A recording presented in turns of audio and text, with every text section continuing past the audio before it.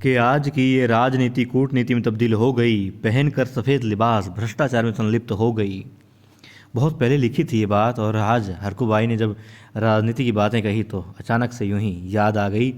नमस्कार, पुण्यश्लोक इलाबाई शो में आज हमने देखा कि राजनीति की बातें होती हैं, समाज को किस तरीके से सुधारा जा सकता है उसकी बातें होती हैं। और यहाँ पर हरकुबाई कहती हैं देवी अहिल्या से कि किस तरीके से आप जिस राजनीति को कीचड़ कहते हैं उस कीचड़ को साफ करने के लिए आपको राजनीति में आना ही पड़ता है। आज दिखाया गया कि रानी अहिल्या जो हैं फूलों की थाल लिए हुए आ रही होती हैं, कुछ सोच में मगन होती हैं और सामने से आ जाती हैं हरकुबाई। वो कहती हैं, अहिल्या क्या सोच रही हो?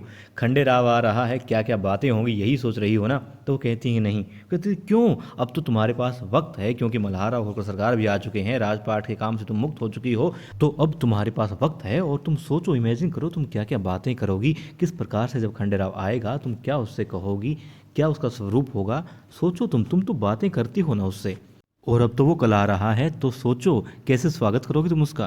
फिर रानी अहिल्या कहती हैं कि देखिए छोटियाई, मैंने हमेशा जो है दिल की बात आपसे ही की है और आज भी कहती हूँ, और मैं बहुत ही ज़्यादा मतलब आप ये समझ लीजिए कि मैं फिर से जो है एक धर्म संकट में फंस गई हूँ। और वो ये है कि द्वारकाबाई साहिब के जो जावेद साहिब है गुनू जी, उनको मल्हारा होकर सरकार एक मुहिम पर भेजना चाहते हैं। और अक्का साहिब ने मतलब कि जो बड़ी आई साहिब उन्होंने कहा है कि आप रानी अहिल्या इस चीज़ को रोक सकती हैं तो रोक दीजिए। मतलब वो चाहती हैं कि खंडेराव जाए वहाँ पर, गुनू जी ना जाए उस मुहिम में सेनापति के तौर पर। अब मैं क्या करूँ, वो कहती मैं क्या करूँ, मैं समझ नहीं पा रही हूँ।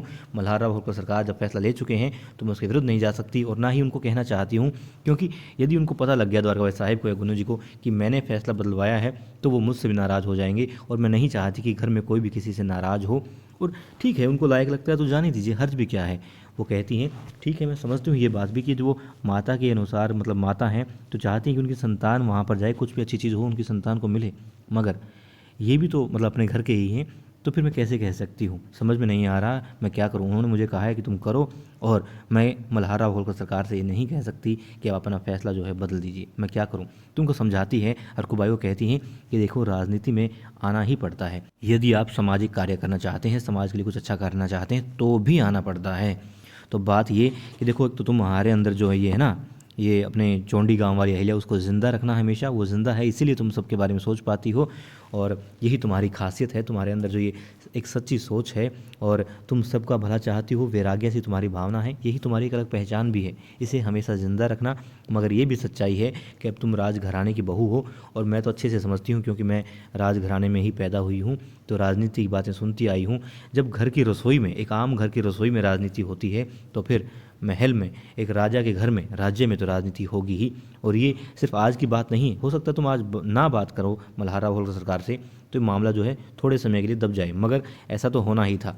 यदि गुन्नू जी को भेजा जा रहा है तो गौतमाबाई साहिब जो है खंडेराव को चाहती हैं, मगर मल्हारा होलकर सरकार यदि खंडेराव का नाम ले देते तो द्वारकाबाई साहिब चाहती कि गुन्नू जी को भेजा जाए। तो ये तो बात होनी ही थी। दोनों माएँ जो हैं अपने अपने ये चीज़ें करेंगी और तुम्हें इसमें समझौता करना ही पड़ेगा कि हाँ मैं क्या करूँ, सोचना ही पड़ेगा, तुम दोनों को खुश नहीं रख सकती हो। और वो कहती हैं राजनीति में तो समझौते होते ही हैं, क्योंकि उनकी शादी जो है खुद एक समझौता है, राजनीतिक समझौता है। और इसीलिए वो, क्योंकि मल्हारा होलकर सरकार की जो है एक समझौते के तहत है और वो खुद नहीं आ पाए थे, अपनी ही शादी में नहीं आ पाए थे, तो तलवार के साथ उनकी शादी हुई थी, इसीलिए वो जो है खंडा रानी कहलाती हैं, क्योंकि तलवार के साथ उनकी शादी हुई थी। तो बात ये कि राजनीति के अंदर तो आपको आना पड़ है, क्योंकि आप राजघराने की बहू हैं और सामाजिक कार्य भी करना चाहती हैं, तो और भी आना पड़ेगा। मगर इस चीज़ से आप मुंह नहीं मोड़ सकती कि जो ये राजनीति हो रही है वो रिश्तों में भी होगी, वो घर में भी होगी, वो महल में भी होगी और दरबार में भी होगी, हर जगह पाओगी। तो तुम्हें देखना पड़ेगा कि किस तरीके से क्या करना है।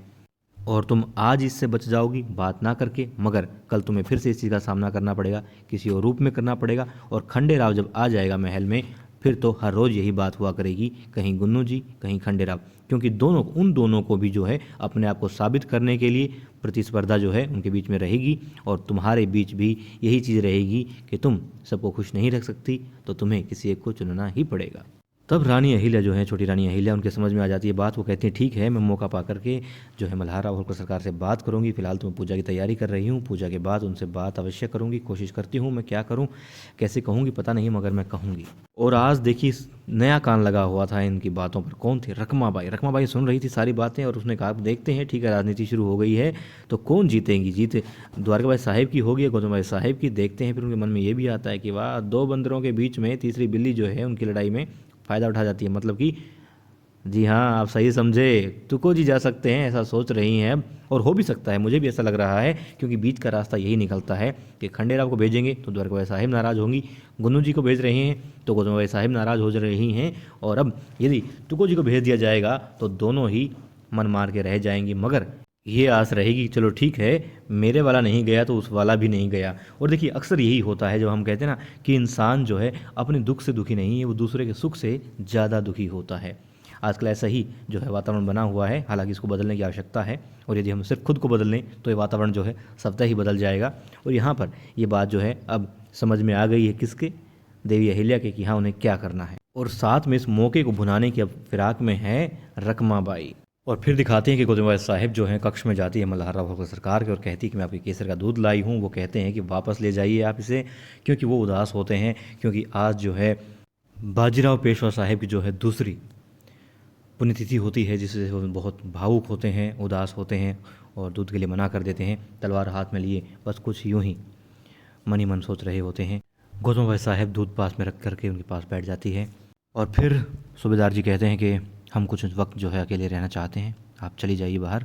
और फिर वो कहते हैं कि हाँ, कल खंडेराव आ रहा है, हमारा इकलौता बेटा आ रहा है, तो जो उसके स्वागत की तैयारियां हैं वो नहीं रुकनी चाहिए किसी भी तरीके से, और वो चलती रहनी चाहिए। आप कहीं सबको जो है अच्छी अपनी तरीके से जो है सारी तैयारियां करें, और दान धर्म का जो भी कार्य है वो तो रानी अहिल्या जो है देख ही लेंगी।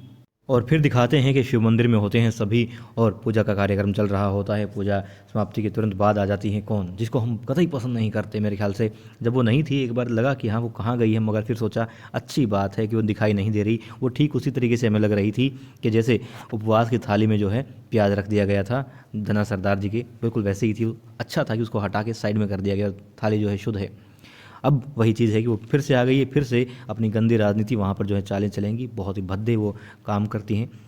खैर आ गई हैं, कोई बात नहीं। और यहाँ पर जो है खूब सारा सामान होता है, अनाज होता है, वस्त्र होते हैं, मिठाइयाँ होती हैं। तब वो अपनी सहेलियों से कहती हैं रानी अहिल्या कि आप पूजा के बाद में कि ये सारा पिछली बार की तरह जैसे तुमने बंटवाया था ना, तो पूरे मालवा में जो है, तुकोजी भाई को भी कहती हैं कि तुकोजी आप ध्यान रखिएगा, पूरे मालवा में अनाज बंटना चाहिए। और वस्त्र इत्यादि के लिए रेणु और सारजा की ड्यूटी लगाती है। तभी आ जाती है खास सेविका द्वारकाबाई साहिब की, और वो देवी अहिल्या को देखकर कहती हैं अच्छा आप आ गई, कहाँ थी आप इतने दिनों से, बहुत दिनों बाद आई हैं। तो कहती है हाँ, कहती ठीक है पहले मैं शिव भगवान का दर्शन कर लेती हूँ फिर बात करती हूँ। और फिर वो दर्शन करके फिर कहती है हो इनकी ड्यूटी लगा दी, अब तो ये तो बिल्कुल इसी तरह ईमानदार हैं, इसी सहेलियाँ तो मुझे कुछ चुराने ही नहीं देंगी, ये तो मिठाई का लड्डू भी नहीं लेने देंगी, कपड़े तो कहाँ इधर उधर करने को मिलेंगे। और देवी अहिल्या फिर तुको जी से बात करती हैं कि यह सारा अनाज जो है आप बंटवा दीजिए। और गंगूबा वहाँ पर आते हैं, गंगूबा से वो कहती हैं कि हाँ मैंने सुना है कि ये सारा जो भी इस दिन हम लोग दान धर्म करते हैं, पुण्य के काम जो करते हैं, तो जो राजकोष है उसमें से हिस्सा जाता है। वो कहते हैं हाँ, वो कहती तो ये निजी कार्य है हमारा, और इसमें जो निजी हमारा धन है जो भी है उसमें से, तो आप बही खाता जो भी लिखते हैं उसमें आप ध्यान रखिएगा, निजी खर्च में इसको डालिएगा। वो कहते हैं ठीक है। और यहाँ पर द्वारकाबाई साहिब की जो खास है, फिर उसको चिंता होती है कि ओह धन और कम कर रही है ये, तो हमारा सारा काम तो इसी से चलता है, मतलब मुझे चोरी चकारी करने के लिए थोड़ा और जो है दिमाग लगाना पड़ेगा।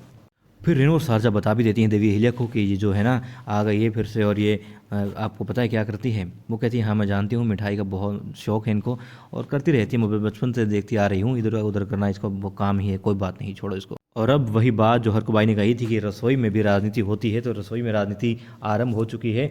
द्वारकाबाई साहिब चाहती हैं कि उनके प्यारे जावेद साहिब के लिए जो है उनकी पसंद का भोजन बने, क्योंकि उनको एक महत्वपूर्ण जिम्मेदारी दी जाने वाली है और आने वाले हैं खंडेराव। इसलिए जो गौतमबाई साहिब है वो चाहती हैं कि अपने हाथ से अपने बेटे के लिए, लाडले बेटे के लिए भोजन बनाएं, और देखती हैं कि भोजन उनकी पसंद का नहीं बन रहा है। तो वो कहती हैं कि तुमने किसने कहा कि जो है लौकी का सिरा तो वो नहीं खाता है, खंडेराव नहीं खाता। द्वारकाबाई साहिब कहती हैं कि मैंने कहा है, क्योंकि मुझे पता है कि खंडेराव को पसंद नहीं, मगर जावेद साहब को बहुत पसंद है, इसलिए बनवा रही हूँ।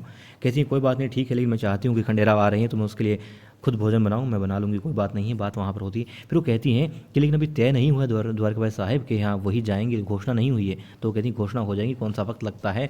और फिर वो कहती हैं कि रास्ता लंबा है, द्वारकाबाई साहब से कहती हैं गोजमबाई साहब की रास्ता लंबा है तो सेनापति भी बदल सकता है, कोई बड़ी बात नहीं है। मतलब कि अब यहाँ पर दोनों जो बहनें हैं अपने संतान के लिए अब लड़ाई कर रही हैं। वो चाहती है कि मेरा, वो कहती है मेरा। और यहाँ पर देखिए जो रखमा बाई है उसके दिमाग में बात आती है कि हाँ, दो बंदरों की लड़ाई में बिल्ली फ़ायदा उठा सकती है। तो अब वो तय कर रही है कि हाँ, कुछ ना कुछ करना पड़ेगा कि जो है उनके पति जो लायक हैं, जिनको समझती है कि लायक हैं बिल्कुल है राजा बनने के, मगर सेनापति तो बन ही सकते हैं राजा ना सही।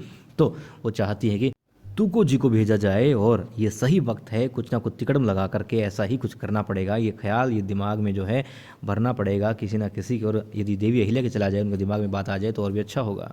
और देखिए आज हमने पहली बार काले घोड़े देखे। जी हाँ, एक पर थे सवार गुन्नू जी और दूसरे पर रंगराव। रंगराव ने अपना मुंह ढक रखा होता है तो पीछे से रोकते हैं। गुन्नू जी कहते हैं कौन हो तुमने, तुम्हारा मुंह जो है क्यों ढक रखा है, दिखाओ तुम कौन हो। दिखाते हैं चेहरा तो कहते हैं अच्छा रंगराव तुम किस लिए आए, कोई खास बात होगी मुझे बताओ, क्योंकि मैं भी दामाद हूँ, सेनापति भी हूँ, हो सकता है सुरक्षा से यदि कोई जुड़ी हुई बात है तो मैं उसमें कुछ कर पाऊँ, आप मुझे बता सकते हैं। वो कहते हैं नहीं।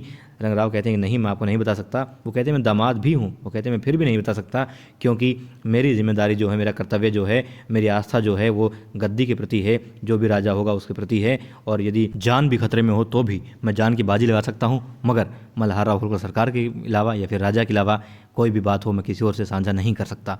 तब गुन्नू जी कहते हैं ये तो बहुत ज़्यादा ईमानदार निकला, अब क्या करें।